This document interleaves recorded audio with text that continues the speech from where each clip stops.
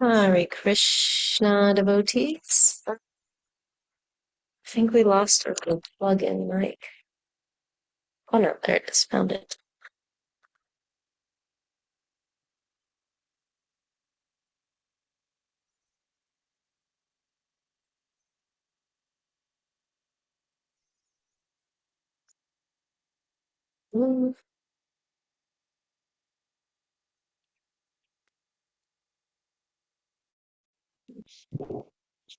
Om Namo Bhagavate Vasudevaya.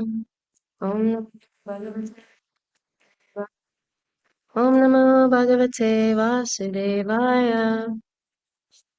So, we are reading from Canto 6, Chapter 3, Text 13. Hold on 1 second. Okay, there we go.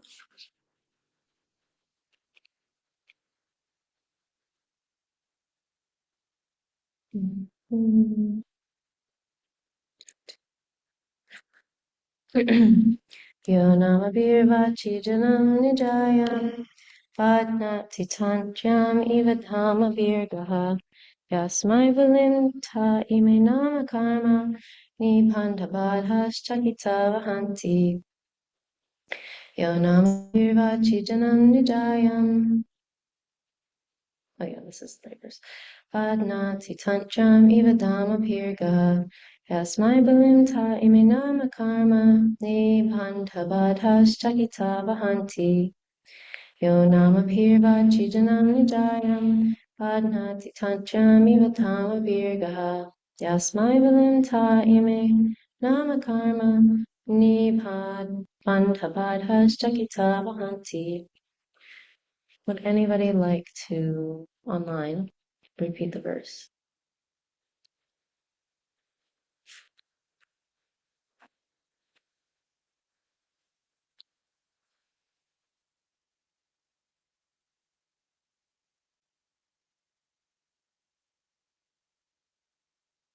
Okay, we can go word for word. Ya, he who, Namapi, by different names, Achi, to the Vedic language, Janam, all people, Nijayam, which has emanated from himself, Badhnati, binds, Tanchyan, to a rope, Iva, like, Dhammavihi, by cords, Ga, bulls, Yasmai, unto whom, Balim, a small presentation of taxes, Te, all of them, Ime, these, Namakarma, of names and different activities, Nibandha, by the obligations, Badha, bound, Chakita, being fearful, Vahanti, carry. Translation and purport by His Divine Grace A.C. Bhaktivedanta Swami Prabhupada, Srila Prabhupada Ki Jai. Translation: just as the driver of a bullock cart ties ropes through the nostrils of his bulls to control them, the Supreme Personality of Godhead binds all men through the ropes of his words in the Vedas, which set forth the names and activities of the distinct orders of human society, Brahmana, Kshatriya, Vaishya, and Shudra. In fear, the members of these orders all worship the Supreme Lord by offering him presentations according to their respective activities. Purport. In this material world, everyone is conditioned, regardless of who he is. One may be a human being, a demigod, or an animal, tree, or plant, but everything is controlled by the laws of nature. And behind this natural control is the Supreme Personality of Godhead. This is confirmed by Bhagavad Gita 9:10, where Krishna says, Mayadhyakshena prakriti suyate sacharacharam. The material nature is working under my direction and producing all moving and non-moving beings. Thus, Krishna is behind the natural machine, which works under his control. Apart from other living entities, the living being in the human form of body is systematically controlled by the Vedic injunctions in terms of the divisions of Varna and Ashram. A human being is expected to follow the rules and regulations of Varna and Ashram, otherwise he cannot escape punishment by Yamaraj. The point is that every human being is expected to elevate himself to the position of a Brahmana, the most intelligent man, and then one must transcend that position to become a Vaishnava. This is the perfection of life. The Brahmana, Kshatriya, Vaishya, and Shudra can elevate themselves by worshipping the Lord according to their activities. Sve sve karmani apirta samsiddhim lapratena. The divisions of Varna and Ashram are necessary to ensure the proper execution of duties and peaceful existence for everyone. But everyone is directed to worship the Supreme Lord, who is all-pervading. Yena sarvamidam tatam. The Supreme Lord exists vertically and horizontally. Otam protam. Sorry, I'm just like, I feel like Nagari read this verse yesterday, but maybe not. Maybe the same was said in the previous verse. Or he was just speaking more on this verse, even though he had text 12. And therefore, if one follows the Vedic injunctions by worshiping the Supreme Lord, according to one's ability, his life will be perfect. As stated in Srimad Bhagavatam, Ata Pumbhir Dvija Shreshta Varna Shrama Vipagashaha Svanutishta Siddharmasya Samsiddhir Haritoshanam. O best among the twice-born, it is therefore concluded that the highest perfection one can achieve by discharging his prescribed duties, dharma, according to caste divisions and orders of life, is to please the Lord Hari. The Varnashrama institution offers the perfect process for making one eligible to return home back to Godhead. Because the aim of every Varna and ashram is to please the Supreme Lord. One can please the Lord under the direction of a bona fide spiritual master, and if one does so, his life is perfect. The Supreme Lord is worshipable, and everyone worships him directly or indirectly. Those who worship him directly get the results of liberation quickly, whereas the liberation of those who serve him indirectly is delayed. The words Nama, Pir, Vachi are very important. In the Varnashrama institution, there are different names: Pramana, Kshatriya, Vaishya, Shudra, Brahmachari, Grihastha, Vanaprastha, and Sannyasi. The Vak, or Vedic injunctions, give direction for all these divisions. Everyone is expected to offer obeisances to the Supreme Lord and perform duties as indicated in the Vedas. Translation again: just as the driver of a bullock cart ties ropes through the nostrils of his bulls to control them, the Supreme Personality of Godhead binds all men through the ropes of his words in the Vedas, which set forth the names and activities of the distinct orders of human society: Brahmana, Kshatriya, Vaishya, and Shudra.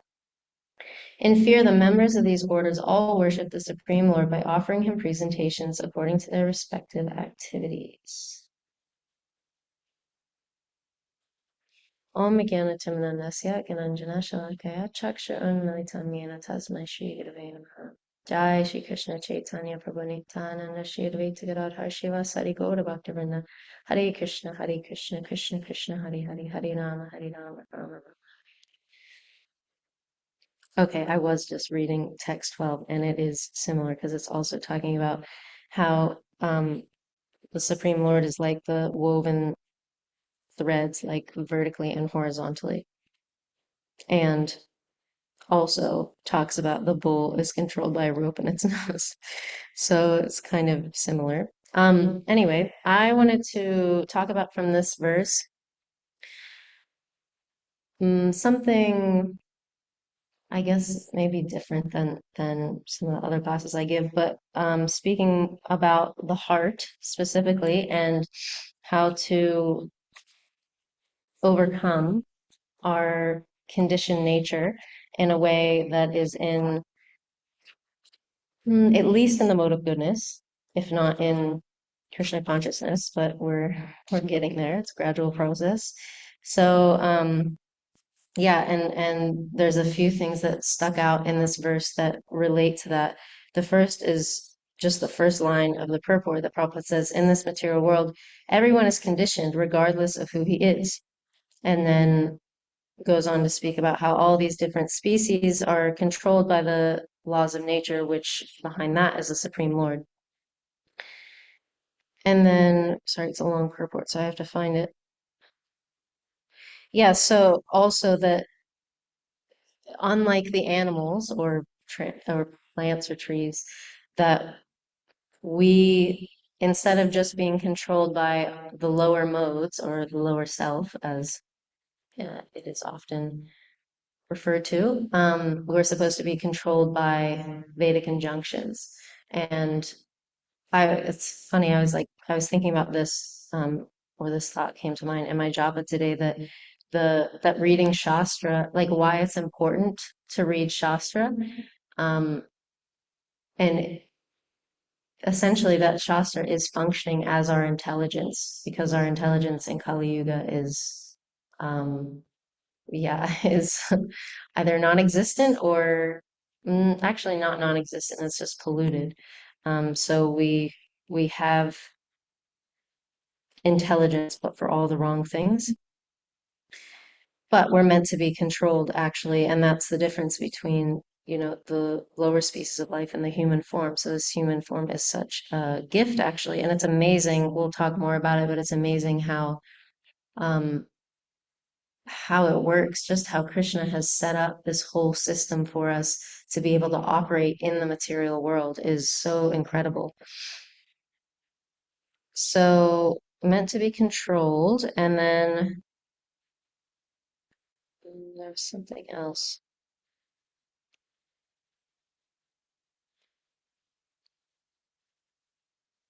No, maybe I'll find it later. But yeah, so just to start off, now that we're talking about Shastra and reading Shastra, that I heard this really nice explanation of how we can read, study Shastra, study Srila Prabhupada's books, and that's from three different angles. So the first level is just what are the facts? What are the facts of what is happening in the pastime? So, the pastime of Dhruva Maharaj, it goes in chronological order, A, B, C, like that. And, we can memorize the pastime, not speaking it about like really internalizing the meaning. Or anything beyond just the text written on the page. And then the second way is we can study it for cultural applications. So how is it applied? And this actually isn't just applied with the Vedic scriptures, but can be applied to any mm, any knowledge of the divine, something higher. So it could be applied to studying Christian texts, Islamic texts, Buddhist texts, anything like that. So the second level is culturally, how do we see what we're reading on the page translated to the external world or applied ritualistically. So this is what we do, and that could be, this is what we do as a Christian, we dress like this, we dress like that. This is what we do as a Muslim, we dress like this, we pray like that, we eat like that. This is what we do as a Hare Krishna, we dress like this, we eat like that, we attend these programs. Yeah, like this and that. And then the third level is on a heart level. So how do these things that we're reading, actually, these lessons, how do we internalize them on a deep level beyond just the superficial or beyond just the rituals? And it's interesting because I prepared this class a couple days ago, or just kind of wrote some notes. It's not really, I'll leave a lot of time for discussion at the end to hear what everybody thinks about this, because it's very individual. Dealing with our conditioned nature and dealing with the heart is very personal. It's very specific to each individual. So yeah, this third level is how does what we're reading actually change our heart? How do we internalize it and apply it to our very specific situation in this time, this day and age, this location, that goes beyond just the externals, what we can see. And I was just speaking to a devotee maybe 2 days ago, um, very senior devotee. I mean, they've been practicing since the early 80s. But we were discussing this point, how a lot of times um, we could miss the heart aspect and, not see, or what is it? Not seeing the forest for the trees. Is that how that saying goes? Like, get so caught up in the rituals, and that could be, again, that could be whatever religion you're practicing. That could also be applied to bhakti. That we're just so focused on the externals and are kind of going through things mechanically instead of really focusing on our internals. And to change the internals is teamwork between the living entity and the super soul. Because, like Krishna says, if we're sincere, then with the torchlight of knowledge, then he'll illuminate, he'll show us. Well, he doesn't say show us things in our heart, but essentially that verse can be taken. One way that it can be taken, it's like that it will show us the things in our heart, what we need to do, or what's blocking us from reaching higher levels of Krishna consciousness. And also, Krishna gives the tools for how to cross those barriers. But again, sometimes we can just apply things, just focus on the cultural aspect and just do things mechanically, ritualistically, which these things are there for a reason, because they do help, like, why do we wear devotional attire? Like, why do we attend Mangalarti? Why do we eat in this certain way? Or so many things. They do have benefit, and they help raise us to the mode of goodness. So then that's the springboard to the Shuddhasattva platform. But again, if it's coupled with actual transformation of the heart and trying to take in the practices of bhakti into the heart, then these things become so surcharged and even more powerful. And I was listening to a lecture that I always come back to by Devamrita Maharaj. That's on YouTube. That's called Controlling the Heart, that he gave in Dallas, I think in 2013. And it's interesting how at the very beginning of my bhakti, that lecture resonated with me. And then each each time I want to revisit that topic, I get so many new realizations of what he's speaking about. And he's saying a lot of the same points that I am speaking about. Like I was thinking of these points and then I listened to that lecture and I was like, oh, a lot of this is verified based on what he's saying. He just says it in a different way. That sooner or later, as the relief stage of bhakti wears off, we actually have to deal with our heart. And that means our desires, but also just the subtle body and becoming more internally aware of what our packaging is and what we're having to grapple with in trying to attain Krishna consciousness. So yeah, I already spoke about that quote in the Bhagavad Gita that Krishna will show us, with a torchlight of knowledge, um, what's in the heart, what might be blocking us, and then give us the resources for how to overcome that, which might not come the way that we think they will. Usually, well, at least in my case, I've observed that usually those tools don't come in the way, I'm just like praying that he'll poof, it'll be gone. But we have to show Krishna how determined we are to work on these things. So yeah, we can help. The point that Devamarita Maharaj was also making is that we can help the heart cleansing process along by being introspective as devotees. And I just kept thinking of that. Prabhupada is said to have famously said, first you become conscious and then you become Krishna conscious.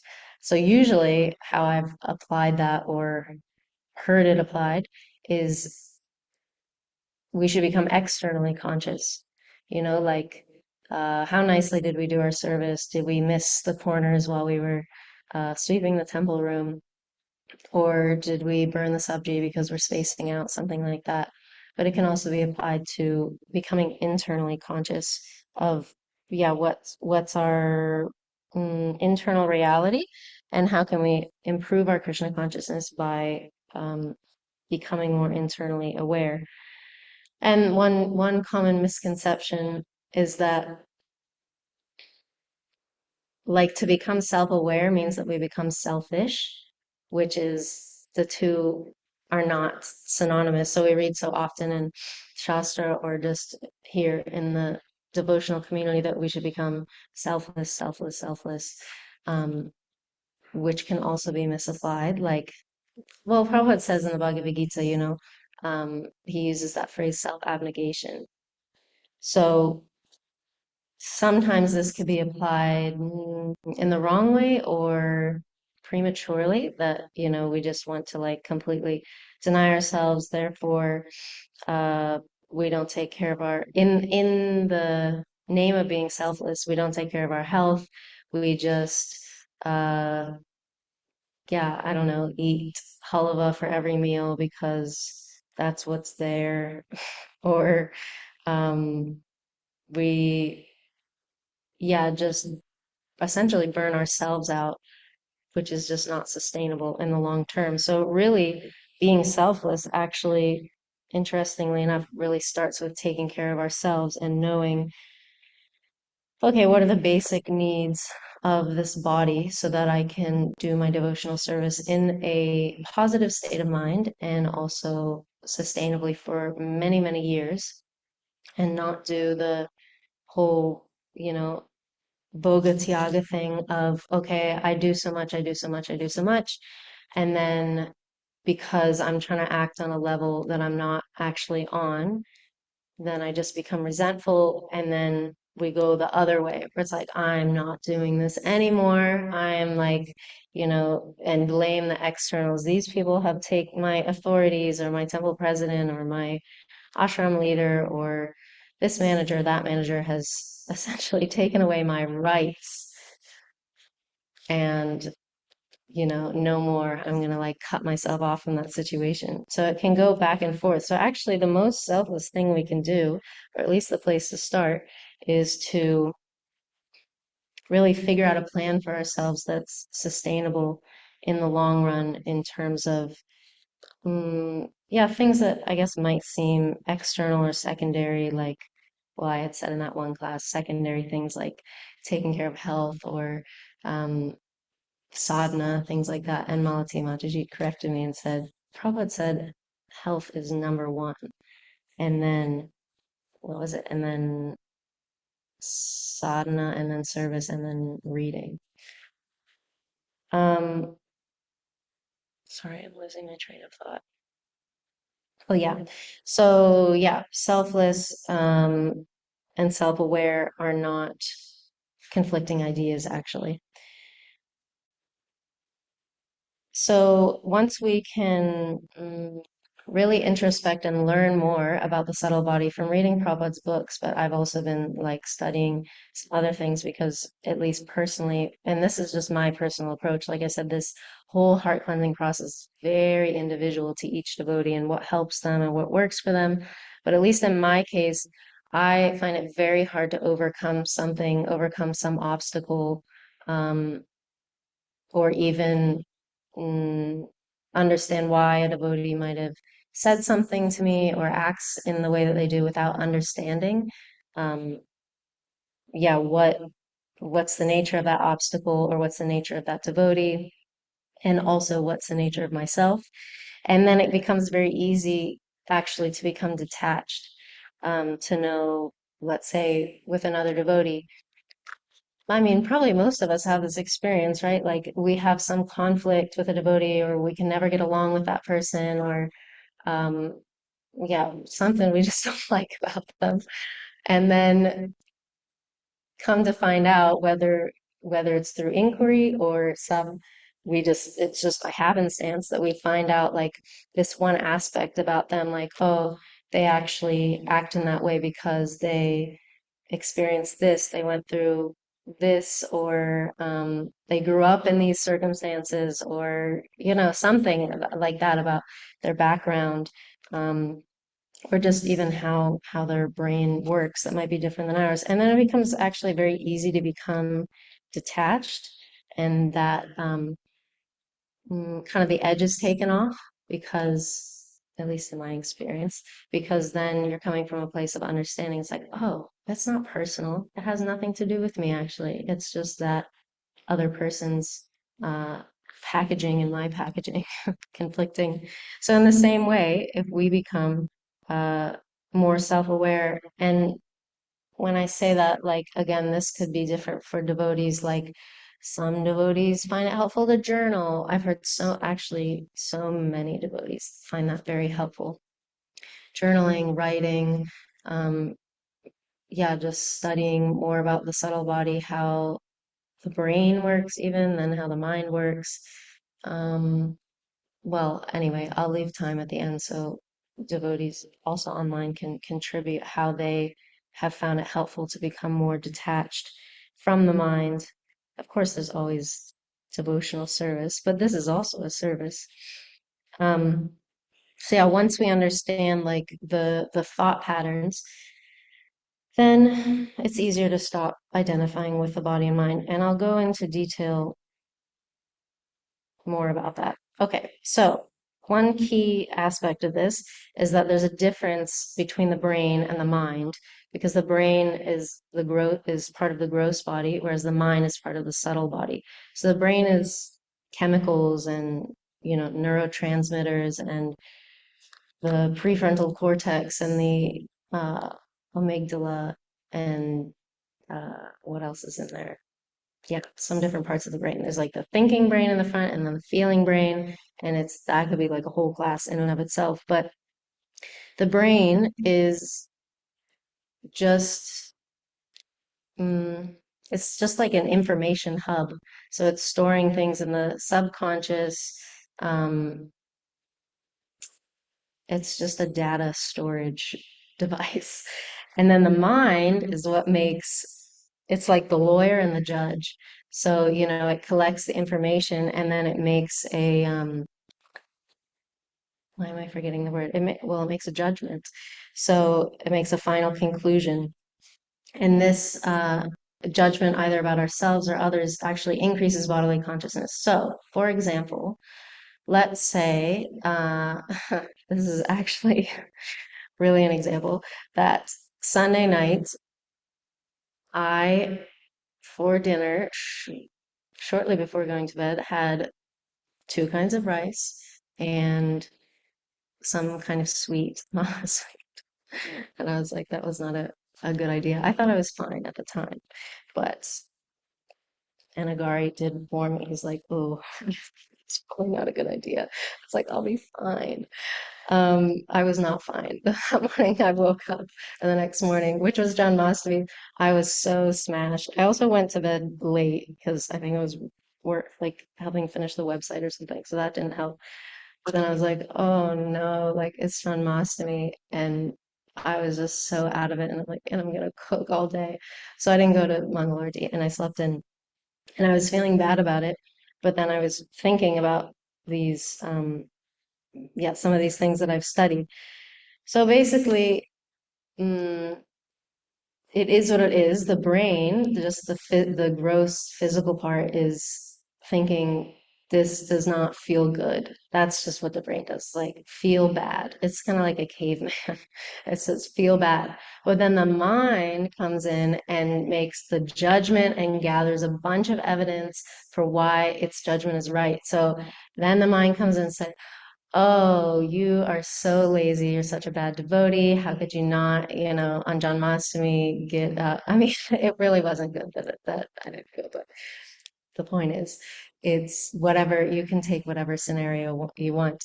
And, uh, you know, it's not good. And then gathers in all the evidence like, oh, and remember last week you also didn't go this day and that day. And you also didn't do your reading, even though you said that you would. And for all these reasons, you are fallen. And so the mind concocts all these things. But one thing that I've learned from actually a lot of what I'm getting this information from too is Mother Sukavaha, who I really like her books. I found them extremely helpful in like a devotional context, dealing with the mind, especially when it's like a jump scare, like the mind just comes out. Uh, and sometimes out of nowhere, you're like, I'm doing everything, like all my devotional practices, I'm good. And then out of nowhere, like the boogeyman, comes out and tries to scare us.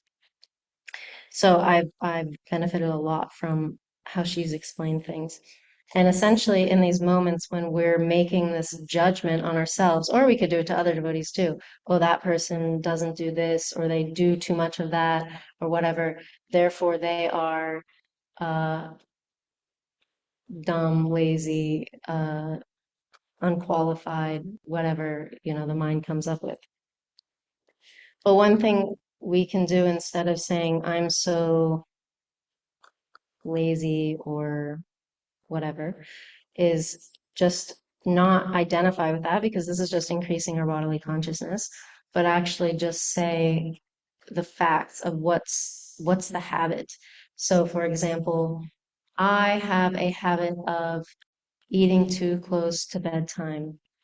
And I see that it affects my devotional practice, like makes it harder to get up in the morning.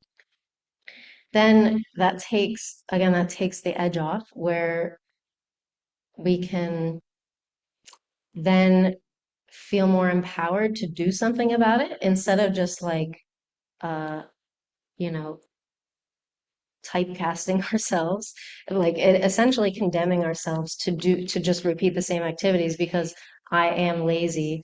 Therefore, all these activities that I do are going to be in laziness. If we just say what the habits are, okay, I eat too close to bedtime, then, or just the habit is, I have the habit of eating too close to bedtime. And it's like, oh, well, I can actually start making incremental changes to work on that and make gradual progress to a new habit.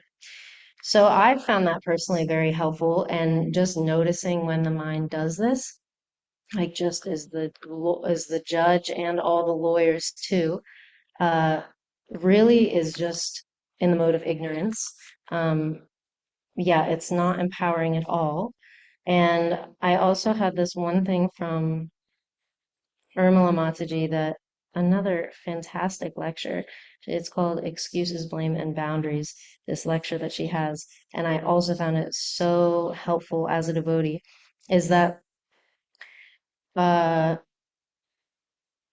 on the topic of blame or shame, so whether blaming or shaming ourselves or others, is that she breaks down what the different responses are in the mode of ignorance, in the mode of good, or in the mode of passion, in the mode of goodness, and then on the bhakti platform. So in tamas, in ignorance, let's say, yeah, something happens, undesirable happens, and so there's even different levels within the modes of how we can respond as, I mean, as living entities, and specifically as devotees. So lowest mode of ignorance response is that we blame the externals. It's my authority's fault. It's the temple president's fault. It's that other devotee's fault. It's my mom's fault. It's my dad's fault. It's God's fault. You get the idea. And it's their fault, and I'm also helpless. I can't do anything about it. It's their fault. I can't do anything about it. And then a higher mode of ignorance is that it's my fault and I can't do anything about it.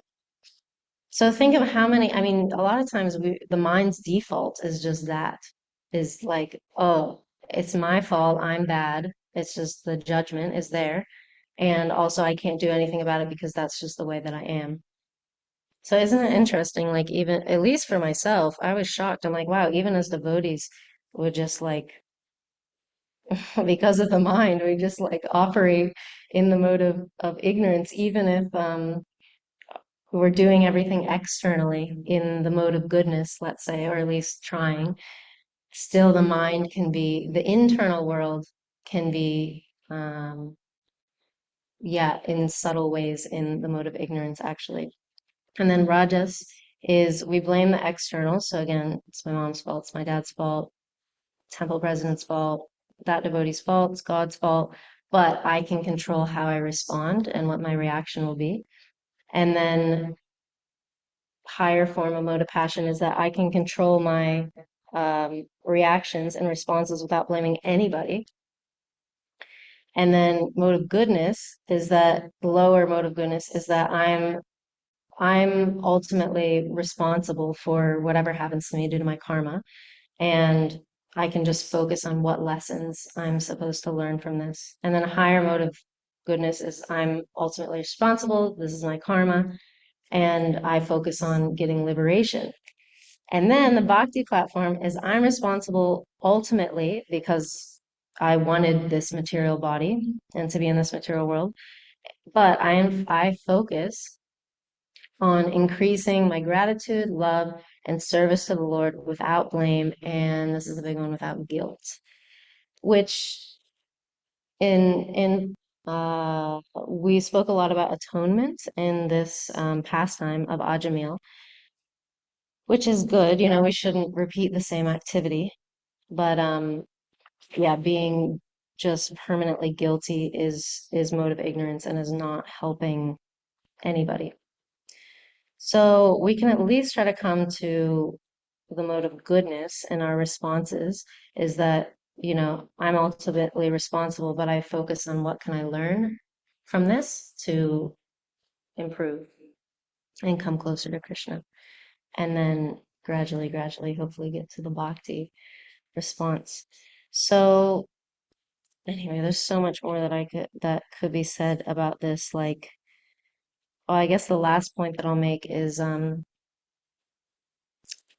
just because I was speaking earlier about how interesting, like how amazing it is, this the contraption that Krishna has given us this the human body. And one way that I found helpful to look at it is like if you have, let's say, well, I'm on a computer. I'm assuming most people are on their phones, maybe they're on a computer. But let's say that, you have this computer, and it's brand new and it's not broken, it wasn't even refurbished, it's brand new, and it's charged, it's plugged into the charging and everything, and it won't turn on, then we would say like, oh, well, something's wrong with it. But it's fine. It's just, what is it missing? It's missing is it the software, right? Like the hardware is there, but the software is not there. So there's this gross body, but then in order to function in the material world, we have to have all this software of the subtle body, put into the computer. And if we want to operate a false ego, we have to have all of that downloaded, programmed into the computer. And so it's been helpful for me to look at it that way, because then I can really just see like, oh yeah, I'm just operating under a bunch of programs, and they're not helpful or some of them are not helpful to my bhakti. Again, going back to that point of habits, like this is not me. I'm not inherently bad or lazy or um, any negative word you can think of, or even any good word. Like I'm just inherently a fantastic person, or it could be the flip side too. But this is just a bunch of downloads, just a bunch of programmings. And if I want to change the programming, then I have to know what the programming is, and then gradually work on changing the coding. So anyway, I wanted to quote more from Shastra, like in the pastime of Lord Kapila Dev, about like the dissolving of the subtle body and this and that. But I would really like to hear some devotees' reflections, because this is just one way of looking at it. So Hare Krishna. Would love to hear from anybody.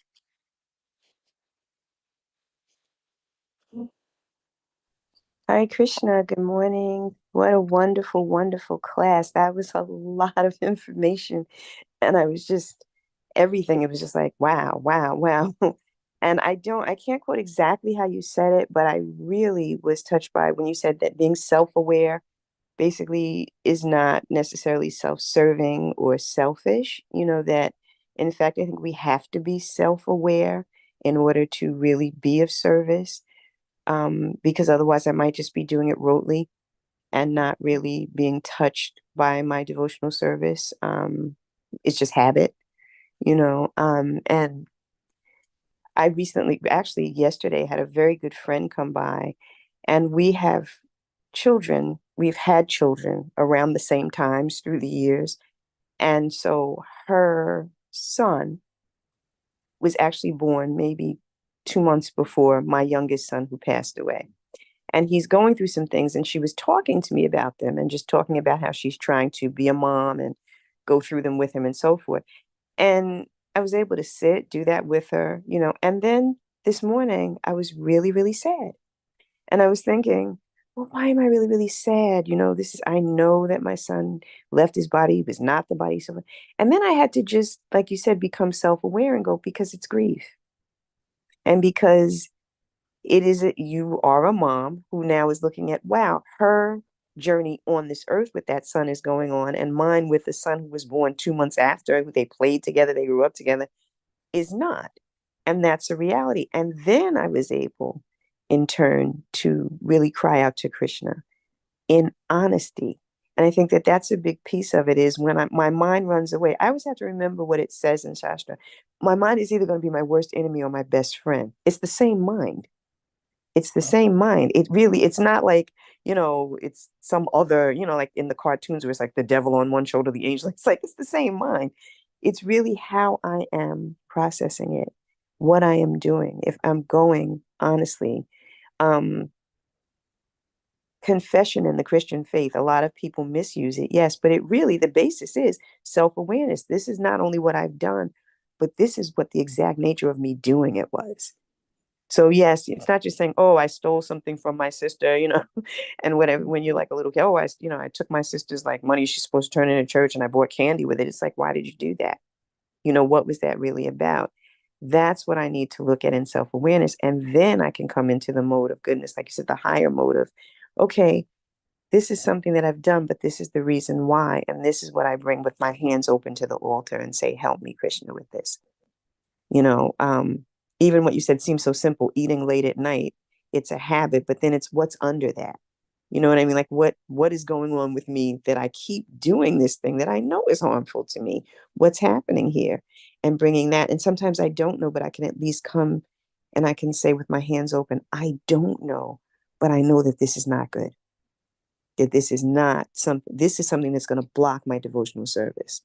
And it can be as simple as I'm going to oversleep and not do my sadhana and then feel bad about myself. And then it's like, it's a roller coaster.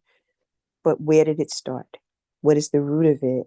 And then what can I say I need help with? And what can I bring even to a senior devotee and say, this is happening. I don't even understand what's happening, but I know it's not good, and then what does this have to be willing to take advice? I have to be willing to follow direction. I have to be willing to surrender. So I think when you were talking about that, that's what touched me, is that in this process of bhakti, there are going to be obstacles. You know what? You don't trip over boulders. You break your neck when you roll over a pebble. So I have to pay attention to the pebbles along, like, yeah, the big things I'm going to see, but how about the little things that trip me up? And those are the things that I have to constantly be aware of, and then ask for the grace and the mercy of my spiritual master, of the senior devotees, of Krishna, that help me with this thing, because sometimes the tiniest pebble is the biggest load to carry, and also I can't do it alone. Have to be in association with devotees. I have to be honest. I have to bring these things forward, because I alone am responsible to advance in bhakti, but I can never, ever, ever do this alone. So thank you for this wonderful, wonderful class. You gave me so much to meditate on and think about today. Hare Krishna. Hare Krishna, thank you so much. Yeah, I really liked I mean, man, from the beginning, I was like, oh my gosh, yeah, there's this aspect and that aspect that I have an example for.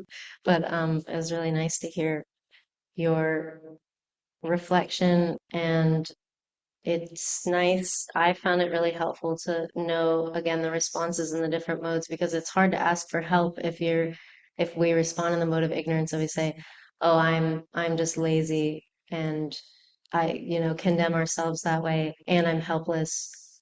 Therefore, you can't open up and come to anybody if you're in that response. So, thank you so much. Anybody else, Tarika Prabhu or Dasi Prem Prabhu? Hare Krishna. Hare Krishna. Happy Dwadashi. I hope everyone had a happy and successful Ekadasi Vrata. I have a gazillion thoughts and don't know where to begin. Um, I want to say that with regards to issues of health, my experience, um, speaking anecdotally, that I have found over the years that one of the one of the bigger problems regarding health is that devotees tend to become overly preoccupied with issues of health. Uh, Health, of course, is an important issue. We have a responsibility to maintain these bodies. The body is, we can look upon it as a gift from Krishna, an opportunity to engage that facility in devotional service. And so like anything, a tool or whatever, you want to keep it in good condition so that it can be utilized in a helpful way.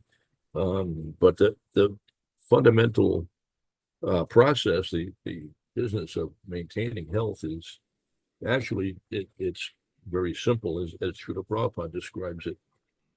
And he's given us lots of specific instructions about maintaining our health, how to deal with different types of health issues, and also just in general how to maintain our body. Um, he talks about maintaining cleanliness. Very importantly, that one must be clean. He explains that all disease results from uncleanliness. So cleanliness is an important issue. One should be maintain cleanliness both internally and externally, as well as one's environment should be kept clean. It's a broad subject matter. One could go more deeply into some of the factors that affect health, and includes even issues of external forces. There are, for example, disembodied living entities that will do harm to you physically. It's one of the reasons that we wear tilak. Tilak is a coverture. It's to protect you. Without that protection, you will be harmed. So it's very important to have tilak at all times. Some people think, well, it's secondary, we don't have to worry about it. That wasn't Srila Prabhupada's attitude. He would never tolerate any devotee neglecting to keep tilak on himself. He was quite heavy about it. It's very, very important. That's another broad subject matter. We could give a few classes about the importance of tilak, but to get back to health, he described the basic aspects of bodily maintenance as being relatively simple. Maintain a simple diet, lifestyle chapatis is sufficient to maintain your health. You have 2 cups of milk. Sometimes for some individuals, he would say, well, you have a cup of milk in the morning, a cup of milk in the evening, or for others, the general instruction was, you have 2 cups in the evening. And there Srila Prabhupada really took pains to make things as simple as possible. He broke things down into simple formulas. If you dig deeply into what he gave us, there is tremendous reasoning behind. There's tremendous shastric support for these things, but he would make it very simple. So milk, for example, he would just tell us when you have milk in the evening. Well, the reason you have milk in the evening is because, according to Ayurveda, what you have in the evening, those nutrients will go to nourish the organs in your upper body, particularly your head. So you want that milk to go to your brain. So the best time of day to have milk is in the evening. That will nourish your brain tissues. Um, um, and there's more details. We go into some length about that, but so simple eating, 6 hours of sleep a night generally sufficient for anyone. More than that, you'll be overly influenced by the mode of ignorance. Some people less than that, they may have difficulty to function. If you are not engaging in sense gratification, you will have much more energy. You will require far less sleep. So many devotees can do very well on just 4 hours of sleep, or even less than that. But 6 hours, Srila Prabhupada gave as a general rule of thumb. And so similarly for all the aspects of health, he gave us simple formulas, not a complicated thing. And sometimes people have some special health issues that require additional attention, but generally he made the process very, very simple. And my experience is that the devotees will tend to overthink these things, and they become preoccupied with on the plea of being responsible and taking care of their body. They become overly preoccupied with the care and maintenance of the body, which is really just coming from a position of being attached to the material body. So we're just just pandering to our tendency to identify with the body and to regard it as being of primal importance um, uh, and being preoccupied with it to the exclusion of Krishna consciousness, bodily conscious rather than Krishna conscious. Anyway, I think I've said enough about that. You mentioned something about guilt, which sometimes, and particularly in the modern context, people have issues about guilt. They feel that this is a negative thing, something to avoid. You don't want to beat yourself up and so on. This actually is not the position of Shastra or our acharyas. They regard these sorts of sentiments as being advantageous, that it helps one to progress in Krishna consciousness. It is the means by which you are purified um, under certain circumstances. So, for example, in the first canto of Srimad Bhagavatam, 19th chapter, text 1, Sri Sutta Goswami said, while returning home, the king, Maharaj Parikshit, felt that the act he had committed against the faultless and powerful Brahmana was heinous and uncivilized. Consequently, he was distressed, so he is feeling guilty about what he has done. Srila Prabhupada says in his purport, the pious king regretted his accidental improper treatment of the powerful Brahmana who was faultless. Such repentance is natural for a good man like the king, and such repentance delivers a devotee from all kinds of sins accidentally committed. The devotees are naturally faultless. Accidental sins committed by a devotee are sincerely regretted, and by the grace of the Lord, all sins unwillingly committed by a devotee are burnt to ashes in the fire of repentance. So there is a fire of repentance. Whether one is feeling repentant, remorse, contrition, guilt, regret, those feelings help to purify us of the reaction to whatever wrong we have committed. I have a file of references which explain this. This is discussed by Srila Prabhupada many times. But that's just an example, and there isn't time to go into all of this. There's more that I wanted to say, but I'm listening to you describing all these techniques of dealing with different aspects of what I guess I regard as mental issues, and I actually and I hear this kind of thing from devotees quite often, and I marvel when I do because I have difficulty to relate to it because my own experience of Krishna consciousness is that Krishna consciousness is extremely simple. The actual execution can be difficult, but the process itself is a simple one, and very effective when it's properly executed. Srila Prabhupada described two different approaches to dealing with things in general and Krishna consciousness in particular. He gave the example of the blacksmith and the goldsmith. The goldsmith deals with gold, which is a relatively soft metal. He makes little minor adjustments. He uses a tiny little hammer and little tink, tink, tink here and tink, tink there to shape it in a particular way. In contrast, the blacksmith deals with iron, which is a much harder metal.